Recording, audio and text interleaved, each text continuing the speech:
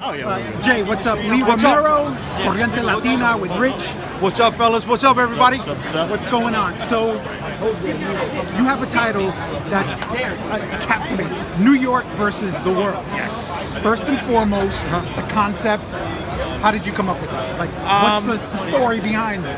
I was pissed off that everybody would say, you know, if the zombies were here in New York, we were dead in the water. No.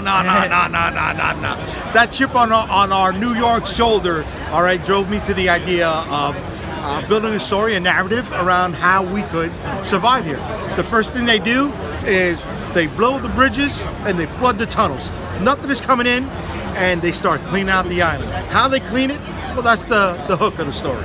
Well, I mean, noble. That's definitely a way things can go. But sometimes with these zombie type of apocalypses, they're due to a virus that happen to be sometimes airborne.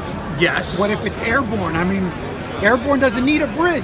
It doesn't need a bridge? Okay, so in the New York versus the world universe, a storyline, it's taking the concepts that we know of today and flipping it on its head. So something like a doorman that we know, somebody who's in the lobby of every building. Well, in our universe, the doorman is someone who's checking every apartment at the end of the night, make sure nothing is infected, because if someone is, maybe by an airborne virus, right, it's his job to make sure the virus doesn't spread to the rest of the community, because every building is rigged to blow, and he's going to yank that chain.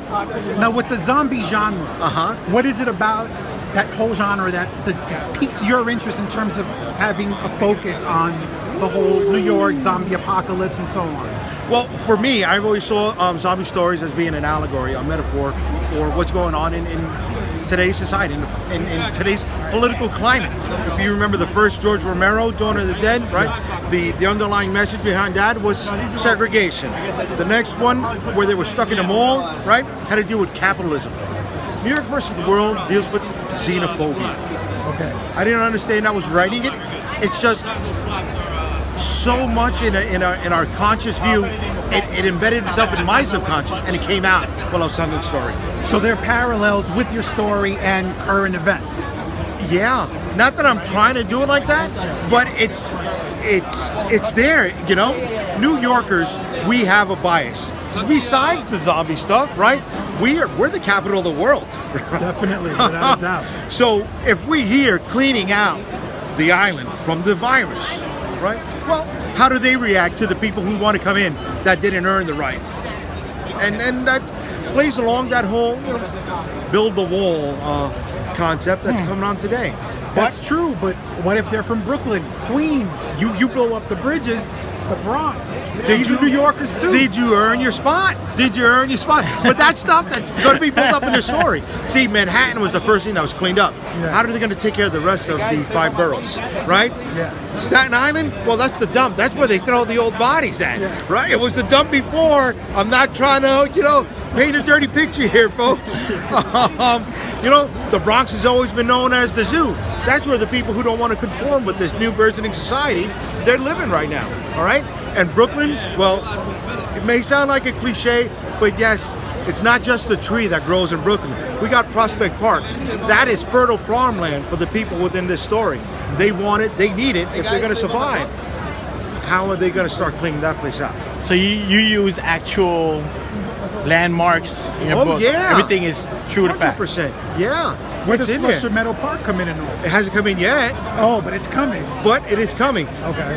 If I can hint at it, World's Fair, right? Stuff that it's being invented for the future, but in our past. So is that something that an enclave could be set up where they're trying to find a way to treat what's going on outside of the society that's being built within New York versus the world?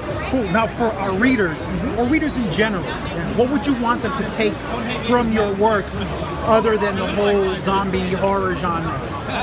Wow. You know, I never thought of anything that deep. It's always been just, I'm here to entertain you. You know, I want you to have a good time. I want you to feel like the money you spent on our books is well worth it. Fair enough. Jay, thank you very much. Thank you guys so much. Thank you, and I thank you guys for watching us. Where can they find you? Where can they buy your books? You can check us out on unstoppablecomics.com. All right, that's first and foremost where you're going to get all of our information. Then you can check us out also on Facebook, Unstoppable Comics, Instagram, Unstoppable Comics, Twitter, Unstoppable COM, because you only get 15 characters in your name.